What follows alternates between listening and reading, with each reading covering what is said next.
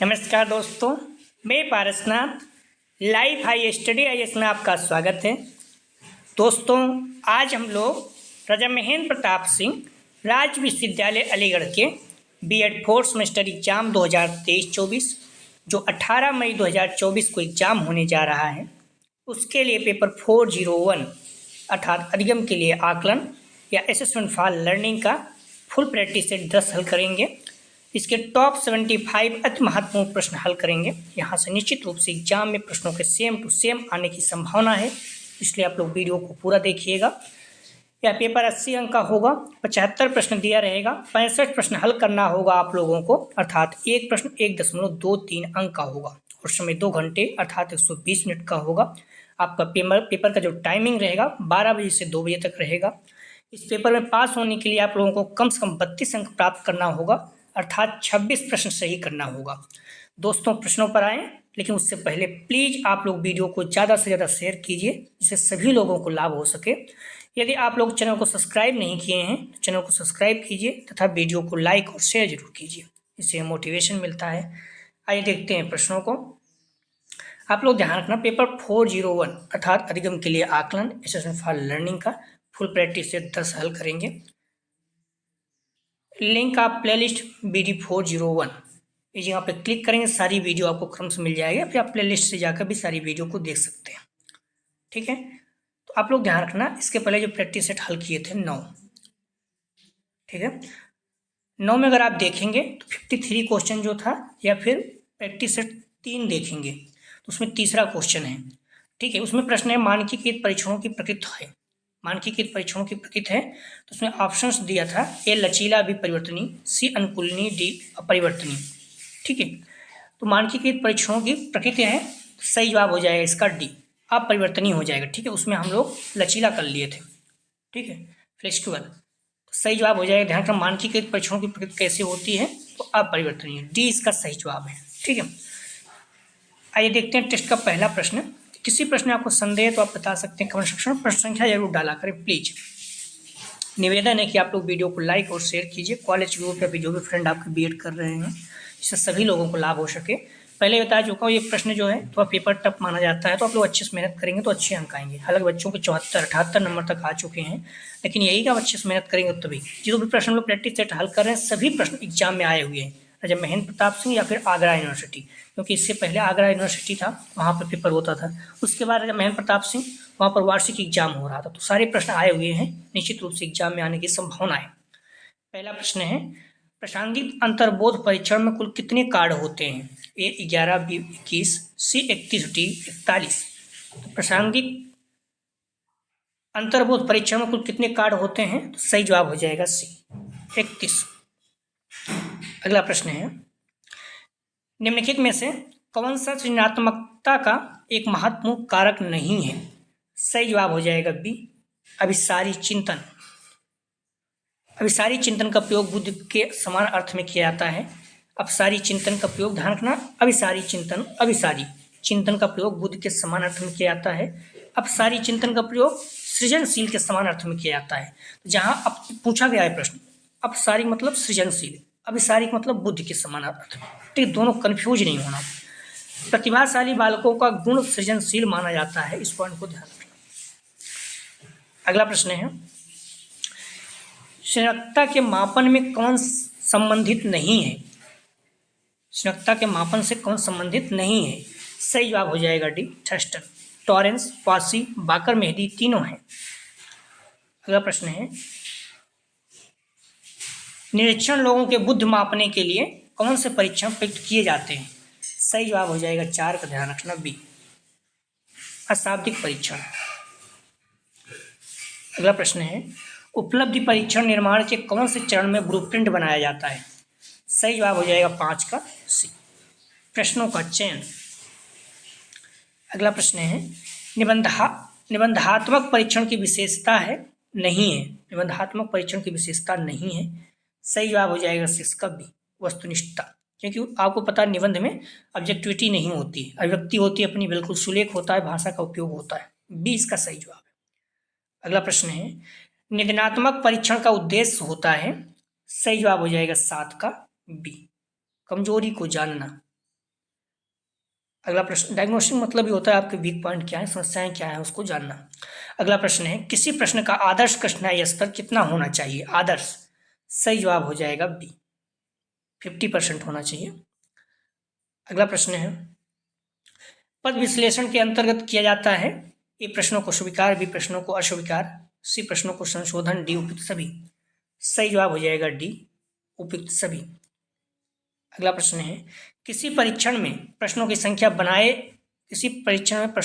बढ़ाए जाने पर सही जवाब हो जाएगा ए, विश्वसनीयता बढ़ती है। अगला प्रश्न है, CGPA का तात्पर्य मतलब फुल फॉर्म पूछा है, सही जवाब हो जाएगा B, cumulative grade point average. अगला प्रश्न है, परंपरागत परीक्षा प्रणाली का प्रमुख दोष है, ए अंक केंद्रित प्रणाली, बी अंकन में व्यक्तिनिष्ठता, सी चयनित अध्ययन को प्रोत्साहन, डी उपयुक्त सभी। सही जवाब हो जाएगा डी, उपयुक्त सभी। अगला प्रश्न है, कौन सा केंद्रवर्ती मान सर्वाधिक संवेदनशील एवं विश्वसनीय होता है? सही जवाब हो जाएगा 13 का ए, मध्यमान। अगला प्रश्न है, यदि किसी समूह के लिए मध्यमान 57 तथा बहुलांक 60 है तो उस समूह का माध्यांक क्या होगा? ध्यान रखिए, हम लोग फार्मूला देख चुके हैं माध्यिका, बहुलक और मध्यमान का। तो यहाँ मध्यमान माध्य कितना है 57, बहुलक कितना है 60, माध्यिका पूछा है, तो हम लोग देख सकते हैं माध्यिका बराबर क्या होता है, तो माध्यिका बराबर होता है, मतलब मीन मान लीजिए 3, सॉरी बहुलक बराबर फार्मूला होता है, बहुलक MO मोड 3 माध्यिका -2 माध्य। ठीक है, तो यहाँ पूछा है माध्यिका, तो इसको यहीं रहने दीजिए, माध्य को इस तरफ ले आएंगे, फार्मूला हो जाएगा, ध्यान रखना 3 माध्यिका बराबर हो जाएगा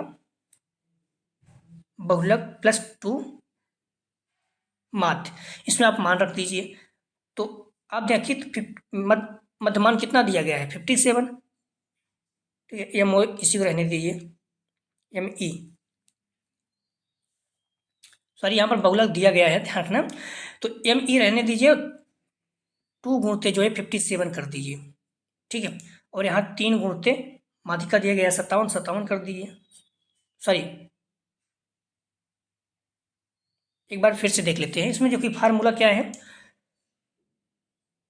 इसमें पूछा है माध्यिका, तो माध्यिका बराबर फार्मूला क्या हो जाएगा 3ME बराबर MO, मतलब बहुलक +2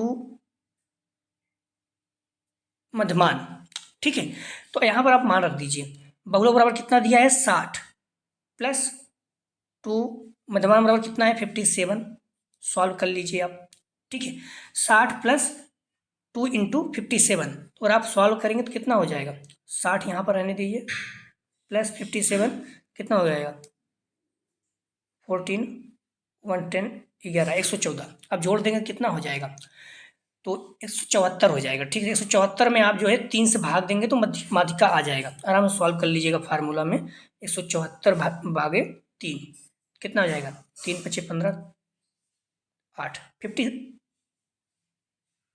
24, हाँ 3 × 8 = 24, तो 58 हो जाएगा। ठीक है, अगर आप सॉल्व करेंगे तो इसका सही जवाब हो जाएगा बी। बाकी फार्मूला सब दे दीजिए, बहुलक बराबर क्या होता है, इसी फार्मूले पर आ जाइए, बहुलक बराबर क्या होता है 3 माध्यिका -2 माध्य, बहुलक दिया हुआ है, माध्य दिया हुआ है, दोनों को मान रख दीजिए, आ जाएगा।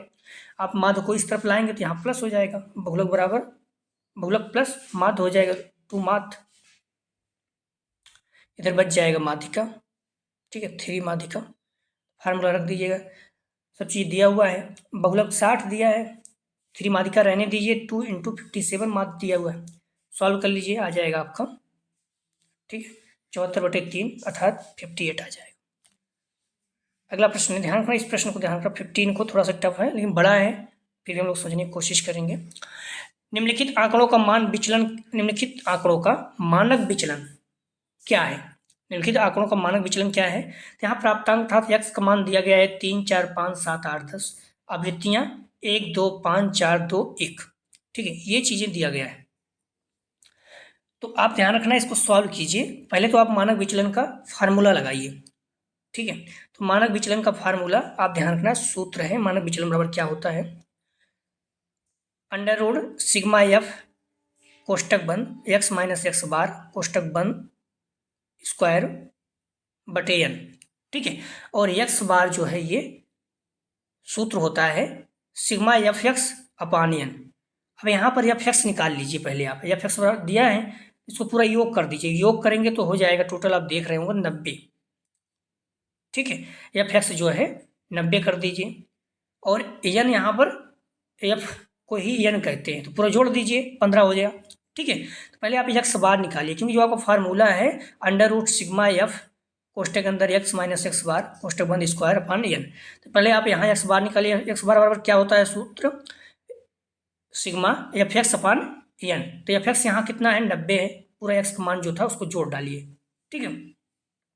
एफ एक्स का मान आप जोड़ डालिए, यहाँ पर एफ एक्स दिया गया है 3 4 5 7 8 10, ठीक है। एफ का मान भी दिया गया है 1 2 5 7 1 2 5 4 2 1। तो आपको क्या करना है, एफ एक्स मतलब दोनों को गुणा करना है। तो 3 गुणते 1 3, 4 गुणते 2 8, 5 गुणते 5 25, 7 गुणते 4 28, 8 गुणते 2 16, 10 गुणते 1 10 हो जाएगा। तो आप एफ एक्स का पूरा जोड़ेंगे तो 90 आ जाएगा, ठीक है यहाँ पर। और जो यन दिया हुआ है एफ का पूरा योग ही यन है, 15 दिया गया है, तो 90 f x sigma f x upon n. तो एक्स बराबर कितना हो जाएगा, एफ एक्स बराबर 90, एक्स प्लस स्थान पर 90 दिया गया है, एन के स्थान पर 15 दिया गया है, तो 90 बटे 15 कर दीजिए, आ जाएगा 6, ठीक है। तो एक्स बार बराबर कितना मान आ गया 6। हमें निकालना क्या है एक्स माइनस एक्स बार, तो एक्स माइनस एक्स बार, तो एक्स मान कितना है इस दिया हुआ है, और एक्स बार मतलब मान कितना आ गया है 6, ठीक है। सॉल्व कर लीजिए, तो यहाँ पर एक्स में अगर 6 घटाएंगे कितना आ जाएगा -3, ठीक है -3 आ जाएगा। और 4 में 6 घटाएंगे तो -2 आ जाएगा, 5 में 6 घटाएंगे तो -1, 7 में 6 घटाएंगे तो 1, 8 में 6 घटाएंगे 2, 10 में 6 घटाएंगे 4।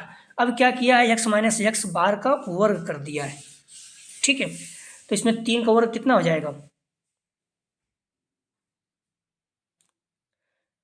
3 का मतलब क्या हो जाएगा 9, ठीक है। 3 का वर्ग 9 हो जाएगा, 2 का वर्ग 4 हो जाएगा, 1 का वर्ग 1 हो जाएगा, 1 का वर्ग 1 हो जाएगा, 2 का वर्ग 4 हो जाएगा, 4 का वर्ग 16 हो जाएगा। अब इसका पूरा आप ध्यान रखिए, एक्स माइनस एक्स बार जोड़ लीजिए कितना आ रहा है, ठीक है। तो इस तरह से, लेकिन यहाँ पर मान आपको कितने किसका निकालना है f into x minus x bar, तो ये मान तो हमें निकल गया, ठीक है। अब क्या करना है एफ से गुणा कर देना है इसमें, तो 9 में 1 से गुणा करेंगे 9 हो जाएगा, 2 में 4 से गुणा करेंगे 8 हो जाएगा, 5 में 1 से गुणा करेंगे 5, 4 गुणा करेंगे 1 से 4, 2 से गुणा करेंगे 4 से 8, 1 से गुणा करेंगे 16 से 16। अब एफ गुणते एक्स माइनस एक्स बार का होल वर्ग, ये आप मान निकालेंगे तो आ जाएगा, ठीक है। इसमें जोड़ दीजिए 50 आ रहा है, क्लियर। तो ये मान ऊपर वाला 50 आ गया आपका, ठीक है, ये मान ऊपर वाला 50 आ गया। और जो यन है इसका मान हम लोग पहले ही देख चुके हैं 15 है, 50 बटे 15 कर दीजिए, ठीक है। अब आप मानक विचलन में आ जाइए, तो ये मान 50 दिया गया है और ये मान 15, तो अंडर रूट 50 बटे 15 कितना आ जाएगा, आप देखेंगे तो 5 3 15 15 50, आप हल करेंगे इसे तो 3.333 और वर्गमूल इसका निकालेंगे तो 1.82 आ जाएगा, ठीक है। थोड़ा सॉल्व कर लीजिएगा आप लोग, हो जाएगा, तरीका यही है, क्लियर। तो इसका सही जवाब जो हो जाएगा 15 का बी 15 हो जाएगा, ठीक है। तो इस तरह से थोड़ा आप लोग ध्यान रखना, हालांकि जल्दी आएगा नहीं, कभी कभार एक सवाल पूछता है तो आप लोग तैयार रहेगा, नहीं विकल्प है तो, अगर है तो थोड़ा समय ज़्यादा लग रहा है, आप लोग देख लीजिए, लोग पढ़े हुए मैथ वगैरह उनके लिए तो आसान है, ठीक है। जो लोग नहीं पढ़े उनके लिए थोड़ा सा दिक्कत रहेगा। तो प्रश्न है अगला, शिक्षा में मूल्यांकन किन प्रश्नों के उत्तर देते हैं, सही जवाब हो जाएगा 16 का, ध्यान रखना बी। कितना अच्छा है,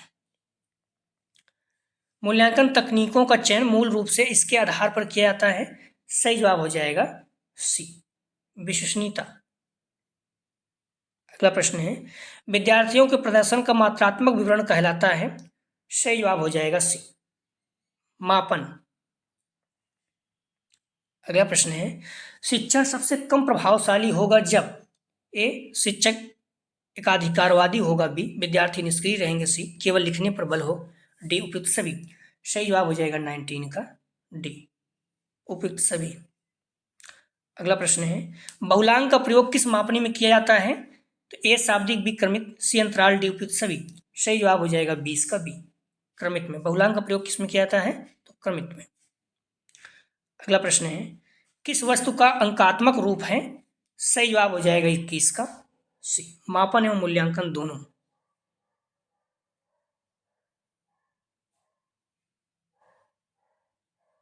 अगला प्रश्न है, मूल्यांकन के अंदर व्यक्ति या समाज या दोनों की दृष्टि से अच्छा है या वांछनीय है को मानकर चल जाता है। मूल्यांकन के अंदर व्यक्ति या समाज या दोनों की दृष्टि से अच्छा है या वांछनीय है को मानकर चला जाता है, इसे किसने परिभाषित किया है? सही जवाब हो जाएगा 22 का बी, रेमर्स एवं गेज। मूल्यांकन किस स्थिति का ज्ञान कराता है? सही जवाब हो जाएगा 23 का ए, क्षमताओं एवं योग्यताओं के संदर्भ में। अगला प्रश्न है, प्रमुख मापन क्षेत्र है ए बुद्धि परीक्षण, बी उपलब्धि परीक्षण, सी व्यक्तित्व परीक्षण, डी उपयुक्त सभी। सही जवाब हो जाएगा डी, उपरोक्त सभी। अगला प्रश्न है, निम्न में से कौन सा शिक्षण का स्तर नहीं है? सही जवाब हो जाएगा डी, प्रत्यावर्ती स्तर। अगला प्रश्न है, आकलन के लिए प्रशासित किए जाते हैं। सही जवाब हो जाएगा 26 का बी, गति आख्या। अगला प्रश्न है, आकलन एक विस्तृत पद है जिसमें सम्मिलित है। सही जवाब हो जाएगा 27 का सी, परीक्षण। अगला प्रश्न है, एक पुस्तक की कीमत 150 रुपये है, प्रक्रिया का उदाहरण है। तो ध्यान रखना, किसी पुस्तक की कीमत अगर दिया हुआ है क्लियर, तो सही जवाब इसका हो जाएगा बी, मूल्यांकन है। एक पुस्तक की कीमत 150 रुपये है तो क्या है? मूल्यांकन है। गणित में आप 50 अंक प्राप्त किए, ये क्या है? मापन है। लेकिन गणित में आप प्रथम स्थान प्राप्त किए, ये मूल्यांकन है, क्योंकि आपको वैल्यू आ गई, मूल्य आ गया कि आप प्रथम स्थान प्राप्त किए। ठीक है, तो इतना सा पूरी तरह से स्पष्ट है, ये प्रश्न पूछे गए हैं। मापन होता है, सही जवाब हो जाएगा 29 का, ध्यान रखना बी, मापन मूल्यांकन से पहले होता है। मापन को हम किसी भी वक्त कर सकते हैं, मूल्यांकन मापन के बाद ही संभव है, अर्थात मापन मूल्यांकन से पहले होता है। मापन के द्वारा निर्णयात्मक व उपचारात्मक शिक्षण संभव नहीं है। अगला प्रश्न है, स्तंभाकृत किस मापनी में प्रदर्शित किया जाता है? ए अंतराल, बी शाब्दिक, सी क्रमिक, डी उपयुक्त सभी। सही जवाब हो जाएगा 30 का ए, अंतराल। अगला प्रश्न है, निम्नलिखित में से कौन सी विशेषता अच्छे परीक्षण की नहीं है? सही जवाब हो जाएगा, ध्यान रखना डी, कठिनाई। अगला प्रश्न है, व्यक्तिगत त्रुटि किसी परीक्षण की कम की जा सकती है उसे बनाकर। सही जवाब हो जाएगा ए, वस्तुनिष्ठ। अगला प्रश्न है, परिवर्त त्रुटि को कम किया जाता है परीक्षण को अधिक। सही जवाब हो जाएगा सी, वस्तुनिष्ठ बनाकर। वस्तुनिष्ठता में त्रुटि कम होती है तो आपको भी पता है। अगला प्रश्न है, किस प्रकार की प्रश्नावली में प्रश्न पूर्व निर्धारित होते हैं? ए संरचनात्मक, बी असंरचनात्मक, सी ए बी दोनों, डी उपयुक्त में से कोई नहीं। सही जवाब हो जाएगा ए, ध्यान रखना 34 का सही जवाब हो जाएगा ए, संरचनात्मक। तो संरचनात्मक प्रकार के प्रश्नावली में प्रश्न पूर्व निर्धारित होते हैं। अगला प्रश्न है, किस परीक्षण पद में उत्तरदाता अपने उत्तर को बनाता है? सही जवाब हो जाएगा 35 का, ध्यान रखना ए, निबंधात्मक परीक्षण पद में। निबंधात्मक परीक्षण पद में उत्तरदाता अपने पद को बनाता है, क्योंकि आपको पता है आप लिखते हैं। अगला प्रश्न है, निम्नलिखित में से कौन सा परीक्षण का उद्देश्य है? ए प्रत्येक विद्यार्थी के उपलब्धि स्तर की व्याख्या करना, बी विद्यार्थी के परस्पर किसी विषय में मजबूत व कमजोर क्षेत्रों का पता लगाना, सी सामान्य कौशलों में वर्ष दर वर्ष वृद्धि की जांच करना, डी उपरोक्त सभी। सही जवाब हो जाएगा 36 का डी, उपरोक्त सभी। अगला प्रश्न है, खुले प्रश्न समानता है, ए सत्य असत्य, बी सही मेल प्रकार के, सी निबंधात्मक प्रकार के, डी उपरोक्त सभी। सही जवाब हो जाएगा 37 का, ध्यान रखना सी, निबंधात्मक प्रकार के। तो आप लोग ध्यान रखना, सारे प्रश्नों को आप अच्छे से तैयार कर लीजिए। सारे प्रश्न एग्जाम में आए हुए हैं, ठीक है, चाहे राजा महेंद्र प्रताप सिंह या आगरा यूनिवर्सिटी। तो इन प्रश्नों को अच्छे से तैयार कर लेंगे, निश्चित रूप से आपको बहुत ज़्यादा लाभ होगा, क्योंकि एग्जाम में जो है थोड़ा पेपर टफ माना जाता है। तो आप लोग अच्छे से इतना कुछ कर सकते हैं, जो भी टाइम बचा हुआ 2-3 दिन आप अच्छे से पढ़िए, ठीक है। अगर बुक है तो बुक को अच्छे से पढ़िए, प्रैक्टिस सेट को हल कीजिए, जो भी कर सकते हैं पूरी ताकत से कीजिए, क्योंकि पेपर थोड़ा सा टफ माना जाता है। तो अच्छे से तैयार कीजिए, ठीक है। हर इसमें बच्चे 80 में 78 अंक प्राप्त किए हैं, तो बहुत बड़ा नहीं है, बस मेहनत करना चाहिए, बस आपको कंटिन्यू लगे। आप सोचेंगे एक दिन में पढ़ेंगे तो फिर दिक्कत हो जाती है, ठीक है। प्रश्न है, निम्नलिखित में से कौन सा प्रत्यास्मरण प्रकार के परीक्षण पद का उदाहरण है? ए रिक्त स्थानों की पूर्ति, बी बहुविकल्पी प्रकार के पद, सी सही मेल पद, डी उपयुक्त सभी। सही जवाब हो जाएगा 38 का ए, रिक्त स्थानों की पूर्ति। बहुविकल्पी प्रकार के पद और सही मेल पद प्रत्याभिज्ञान प्रकार के परीक्षण पद का उदाहरण है। अगला प्रश्न है, पद विश्लेषण किया जाता है। ए अच्छे परीक्षण पदों के चयन हेतु, बी कमजोर पदों को अस्वीकार करने हेतु, सी ए बी दोनों, डी उपयुक्त में से कोई नहीं। सही जवाब हो जाएगा 39 का सी, ए बी दोनों। अगला प्रश्न है, प्रत्याभिज्ञान प्रकार के प्रश्न है। सही जवाब हो जाएगा 40 का डी, बहुविकल्पी प्रश्न। अगला प्रश्न है, उच्च और निम्न उपलब्धि वाले छात्रों को किसके द्वारा अलग किया जाता है? सही जवाब हो जाएगा 41 का डी, उपरोक्त सभी। ध्यान भंग करने वालों की प्रभावशीलता, बी सुविधा सूचकांक, सी विवेदन क्षमता। अगला प्रश्न है, किस प्रकार के प्रश्न को विश्वसनीयता के साथ चिन्हित करना कठिन है? सही जवाब हो जाएगा 42 का बी, असंरचित निबंध। अगला प्रश्न है, समानता मानक संदर्भित परीक्षण में किसकी बीच तुलना होती है? समानता मानक संदर्भित परीक्षण में किसके बीच तुलना होती है? सही जवाब हो जाएगा सी, व्यक्ति के बीच। अगला प्रश्न है, 0.20 से कम की कठिनाई मूल्य का मूल रूप से अर्थ है। 0.20 से कम की कठिनाई मूल्य का मूल रूप से अर्थ है। सही जवाब हो जाएगा 44 का बी, आइटम कठिन है। अगला प्रश्न है, 0.4 से अधिक की विभेदन क्षमता का मूल रूप से अर्थ है। सही जवाब हो जाएगा 45 का, ध्यान रखना ए, आइटम स्वीकार्य है। अगला प्रश्न है, अन्य छात्रों के साथ छात्रों के प्रदर्शन की तुलना करने के लिए जो परीक्षण किया जाता है उसे कहा जाता है। सही जवाब हो जाएगा 46 का सी, मानक संदर्भित परीक्षण। अगला प्रश्न है, किसी व्यक्ति की क्षमताओं को मापित करने के लिए किस प्रक्रिया का उपयोग किया जाता है? सही जवाब हो जाएगा 47 का सी, अधिकतम प्रदर्शन परीक्षण। अगला प्रश्न है, किस परीक्षण में छात्र के प्रदर्शन की तुलना स्पष्ट रूप से परिभाषित अधिगम कार्यों से की जा सकती है? किस परीक्षण में छात्र के प्रदर्शन की तुलना स्पष्ट रूप से परिभाषित अधिगम कार्यों से की जाती है? सही जवाब हो जाएगा ए, निकट संदर्भित परीक्षण। अगला प्रश्न है, छात्र के प्रदर्शन को इंगित करने वाला एक मात्रक है। सही जवाब हो जाएगा 49 का सी, ग्रेड। अगला प्रश्न है, परीक्षण वही मापता है जिसके लिए उसे बनाया गया है। परीक्षण किस गुण को कहा जाता है? सही जवाब हो जाएगा डी, वैधता। अगला प्रश्न है, निबंधात्मक परीक्षाएं मूल्यांकन करती हैं तो ए विस्तृत अध्ययन का बी, विद्यार्थी की लेखन शैली का सी, उच्च मानसिक योग्यताओं का डी, उपयुक्त सभी। सही जवाब हो जाएगा डी, उपयुक्त सभी। अगला प्रश्न है, एक उपलब्धि या क्षमता परीक्षण या ज्ञात करने के लिए प्रयोग किया जाता है कि व्यक्ति ने क्या और कितना सीखा तथा वह कोई कार्य कितनी भली भांति कर सकता है। यह कथन किसने कहा है? सही जवाब हो जाएगा ए, शूपर। अगला प्रश्न है, एक मानकीकृत परीक्षण में निश्चित होता है ए, परीक्षण की प्रक्रिया बी, परीक्षण का फालांकन सी, परीक्षण का मूल्यांकन डी, उपयुक्त सभी। सही जवाब हो जाएगा 53 का डी, उपयुक्त सभी। अगला प्रश्न है, परीक्षण मानकीकरण प्रक्रिया के पहलू हैं।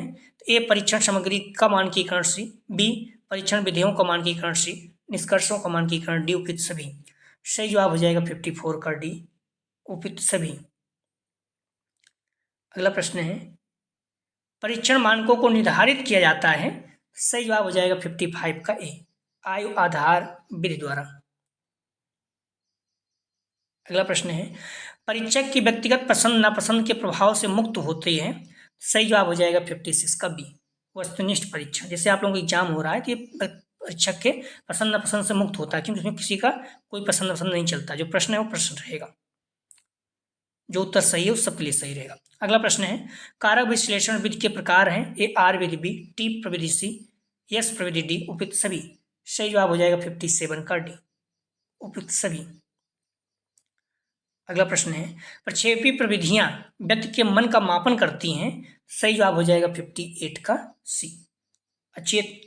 महत्वपूर्ण, ध्यान बार बार पूछा जाता है। तो प्रक्षेपीय प्रविधियां व्यक्ति के मन का मापन करती हैं, तो अचेतन मन का। अगला प्रश्न है, संयोजकता का मापन है, सही जवाब हो जाएगा 59 का बी, जटिल कार्य। संयोजकता का मापन है तो जटिल कार्य। अगला प्रश्न है,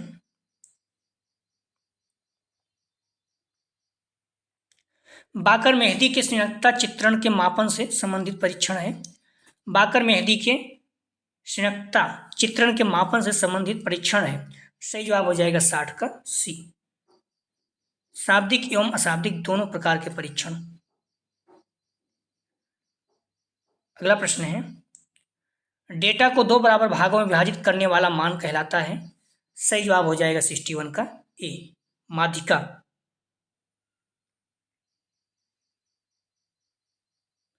अगला प्रश्न है, अधिकतम और न्यूनतम मूल्यों के बीच के अंतर को कहा जाता है, सही जवाब हो जाएगा बी, प्रसार। एक वर्ग अंतराल में अंकों की संख्या है, सही जवाब हो जाएगा 63 का ए, आवृत्तियां। अगला प्रश्न है, प्रतिमान प्राप्तांक है, सही जवाब हो जाएगा, ध्यान रखना, ए सिग्मा या जेड प्राप्तांक, बी टी प्राप्तांक, सी स्टेनाइन प्राप्तांक, डी उपरोक्त सभी। तो प्रतिमान प्राप्तांक है, सही जवाब हो जाएगा डी, उपरोक्त सभी। अगला प्रश्न है, जेड प्राप्तांक के विन्यास का मध्यमान सदैव होता है, ध्यान रखना, जेड प्राप्तांक के विन्यास का मध्यमान सदैव होता है, सही जवाब हो जाएगा 0, और विचलन क्या है, 1 होता है, भूलना नहीं, ठीक है। जेड प्राप्तांक के विन्यास का मध्यमान सदैव 0 होता है और विचलन 1 होता है। मानक विचलन जो है, जेड प्राप्तांक का मानक विचलन कितना होता है, 1 होता है। अगला प्रश्न है, टी प्राप्तांकों के प्रयोग का सुझाव दिया था, सही जवाब हो जाएगा 66 का सी, मैककॉर्क ने। टी स्कोर का प्रयोग मैककॉर्क तथा स्टेन स्कोर का प्रयोग आरबी कैटल ने सर्वप्रथम किया था, ठीक है। तो टी स्कोर अगर आए तो मैककॉर्क, स्टेन स्कोर आए तो आरबी कैटल ने किया था। गिलफोर्ड ने सी प्राप्तांकों का प्रतिपादन किया था। अगला प्रश्न है, मूल प्राप्तांकों को टी प्राप्तांकों में परिवर्तित कर दिया जाता है, सही जवाब हो जाएगा 67 का बी, ब्लूप्रिंट से। अगला प्रश्न है, स्टेनाइन मापनी मानकीकृत मापनी है, ध्यान रखना, सही जवाब हो जाएगा ए, 9 बिंदु वाली। स्टेनाइन, ध्यान रखना, स्टेनाइन मापनी मानकीकृत मापनी है तो 9 बिंदु वाली, स्टेन होगा तो 10 हो जाएगा, ठीक है, भूलना नहीं। स्टेनाइन ऐसे याद रखिए, 9 मतलब 9 स्टेनाइन मापनी मानकीकृत मापनी है तो 9 बिंदु वाली। अगर स्टेन यहाँ पर सिर्फ स्टेन होता तो 10 बिंदु वाला हो जाता, दोनों प्रश्न पूछा गया है, ठीक है। तो स्टेनाइन तो सही जवाब हो जाएगा ए। स्टेन प्राप्तांक 10 बिंदु वाली होती है, ठीक है। अगला प्रश्न है, महत्वपूर्ण, ये प्रश्न भी बार बार पूछा जाता है, सहसंबंध गुणांक का निश्चित प्रसार होता है। सहसंबंध गुणांक का देखिए री एग्जाम 2020-21 और 21-22 दोनों में पूछा गया है। अगला प्रश्न है, आगरा यूनिवर्सिटी में सहसंबंध गुणांक का निश्चित प्रसार होता है, सहसंबंध गुणांक का निश्चित प्रसार होता है, सही जवाब हो जाएगा 69 का ए, या सदैव +-1 के मध्य होता है, मतलब +1 से -1 या -1 से +1 के बीच में होता है। अगला प्रश्न है, सहसंबंध के प्रकार हैं, सहसंबंध के प्रकार होते हैं, सही जवाब हो जाएगा सी, मात्रात्मक एवं गुणात्मक दोनों प्रकार के सहसंबंध। अगला प्रश्न है, रचनात्मक मूल्यांकन का उद्देश्य क्या है, सही जवाब हो जाएगा 71 का डी, छात्रों की प्रकृति का निगरानी। अगला प्रश्न है, योगात्मक मूल्यांकन के कौन से उपकरण बहुतायत में प्रयुक्त किए जाते हैं, सही जवाब हो जाएगा, ध्यान रखना, 72 का डी, परीक्षण। अगला प्रश्न है, बच्चों का मूल्यांकन होना चाहिए, सही जवाब हो जाएगा बी, सतत एवं व्यापक मूल्यांकन द्वारा। अगला प्रश्न है, विद्यार्थी और शिक्षक के बीच की एक संवादात्मक प्रक्रिया जो उसके सीखने के वातावरण में बदलाव लाती है वह है, सही जवाब हो जाएगा सी, दोनों, मूल्यांकन और आकलन दोनों। विद्यार्थी और शिक्षक के बीच की एक संवादात्मक प्रक्रिया जो उसके सीखने के वातावरण में बदलाव लाती है, तो मूल्यांकन और आकलन दोनों है। अगला प्रश्न है, शिक्षा में मापन किस प्रश्न का उत्तर देता है, सही जवाब हो जाएगा 75 का सी, कितना अधिक। शिक्षा में मापन किस प्रश्न का उत्तर देता है, तो कितना, ध्यान रखना, मापन की बात कर रहा, मूल्यांकन का नहीं। शिक्षा में मापन किस प्रश्न का उत्तर देता है, तो कितना अधिक। कुछ प्रश्न इसका जवाब आप लोग जरूर दीजिएगा, महत्वपूर्ण है, एग्जाम में आ सकते हैं। IQ सूत्र हम पहले भी देख चुके हैं। IQ बराबर क्या होता है, ए CA अपान MA गुणते 100, MA अपान CA गुणते 100, CA गुणते MA अपान 100, उपरोक्त में से कोई नहीं। तो IQ का सूत्र आप लोग बताइए। जो प्रश्न 10 रखा जाता है, इन प्रश्नों में आपका मैक्सिमम प्रश्न एग्जाम देखने को मिल सकते हैं, क्योंकि सारे प्रश्न महत्वपूर्ण होते हैं। आप लोग जवाब जरूर दिया करें, चाहे जहाँ से खोज के, और अगले वीडियो में कोशिश करूंगा कि उसका जवाब बीच में ही मिल जाएगा कहीं न कहीं। अगला प्रश्न है, अनुसूची के प्रकार हैं, A अवलोकन अनुसूची, B साक्षात्कार अनुसूची, C मूल्यांकन अनुसूची, D उपरोक्त सभी। तो आप लोग प्रश्नों को जवाब जरूर दिया करें। मैंने पहले ही कहा है प्रश्न महत्वपूर्ण है, आप प्रश्न के जवाब नहीं देते, इसका मतलब है कि आप ध्यान नहीं दे रहे। कुछ करना नहीं है, सारे प्रश्नों को देखिए, जो आ रहा है ठीक, जो नहीं आ रहा है कहीं ना कहीं सर्च कर लीजिए गूगल वगैरह में। इससे क्या वो प्रश्न आपको याद रहेगा और एग्जाम में आ सकता है। मैं पहले बता दे रहा हूँ, पूरे प्रश्न 10 है, 10 आ सकता है, 5 भी आ सकता है, 4 भी आ सकता है, 3 भी आ सकता है, ठीक है, लेकिन 1-2 प्रश्न जरूर आएगा। उत्तम आकलन उपकरण की कसौटी को कितने भागों में बांटा गया है, तो यहाँ पर कितने रहेगा, ठीक है, कितने भागों में बांटा गया। तो उत्तम आकलन उपकरण की कसौटी को कितने भागों में बांटा गया है, तो ये व्यवहारिक कसौटी भी, तकनीकी कसौटी सी, ये भी दोनों उपयुक्त में से कोई नहीं। अगला प्रश्न है, वस्तुनिष्ठता है उपकरण की, ये व्यवहारिक कसौटी भी, तकनीकी कसौटी सी, ये भी दोनों डी, उपयुक्त में से कोई नहीं। अगला प्रश्न है, वस्तुनिष्ठ परीक्षण का दोष है, ए विश्वसनीयता बी, निर्माण में कठिनता सी, अंकन में सरलता डी, वैधता। अगला प्रश्न है, ब्लूप्रिंट को कहा जाता है, ए त्रिदिशा सूचक बी, ए त्रिदशा सूचक सी, बी त्रिध्रुवीय सी, ए बी दोनों डी, उपरोक्त में से कोई नहीं। अगला प्रश्न है, बुद्धि लब्धि निकालने की विधि है, ए मानक आयु, ध्यान रखना सेम चीज है, वहां पर इंग्लिश में था, यहाँ शॉर्टकट था, यहाँ पर क्या है पूरा हिंदी में दे दिया है। तो बुद्धि लब्धि मतलब IQ, यहाँ भी IQ की ही बात कर रहा है, ठीक है। तो IQ निकालने की विधि है, ए मानक आयुपान वास्तविक आयु गुणित 100, बी वास्तविक आयुपान मानक मानसिक आयु गुणित 100, सी मानसिक आयुपान ऋणात्मक आयु गुणित 100, डी उपरोक्त सभी। तो इसका जवाब आप लोग जरूर दीजिए, बहुत आसान है सारी चीजें। अगला प्रश्न है, क्रियात्मक अशाब्दिक परीक्षण है, ए पोर्टियम भूल भुलैया test B, bachelor value test C, army beta test D, उपरोक्त सभी। अगला प्रश्न है, प्रक्षेपण विधियों में रोसा इंक ब्लास्ट टेस्ट का निर्माण किया, ए थर्स्टन रोसा ने, बी ने, सी हरमन रोसा, डी साइमन रोसा। अगला प्रश्न है, रोसा इंक ब्लॉक टेस्ट में कार्ड की संख्या है, ए 10, बी 20, सी 30, डी 40। सारे प्रश्न महत्वपूर्ण है, पहले बता दे रहा हूँ, एग्जाम में आ सकते हैं। सारे 10 प्रश्न का जवाब आप लोग जरूर दीजिएगा, ठीक है। तो आप लोग ध्यान रखना, डिस्क्रिप्शन में जाएंगे, लिंक आप प्लेलिस्ट BD 401 दिया गया, जहाँ पे क्लिक करेंगे सारी वीडियो आपको क्रम से मिल जाएगा, ठीक है। आप जस्ट यहाँ जाएंगे 401 अर्थात अधिगम के लिए आकलन फुल प्रैक्टिस सेट 11 हम लोग अगला हल करेंगे, ठीक है। तो प्लीज़ आप लोग वीडियो को लाइक और शेयर कीजिए, निश्चित रूप से आप लोग बहुत अच्छे अंक आए, बस आप लोग जो प्रश्न सॉल्व कराया उससे अच्छे तैयार कर लीजिए, सारे प्रश्न एग्जाम में आए हुए हैं, ठीक है। प्लीज़ वीडियो को लाइक और शेयर कीजिए। वीडियो देखने के लिए धन्यवाद दोस्तों।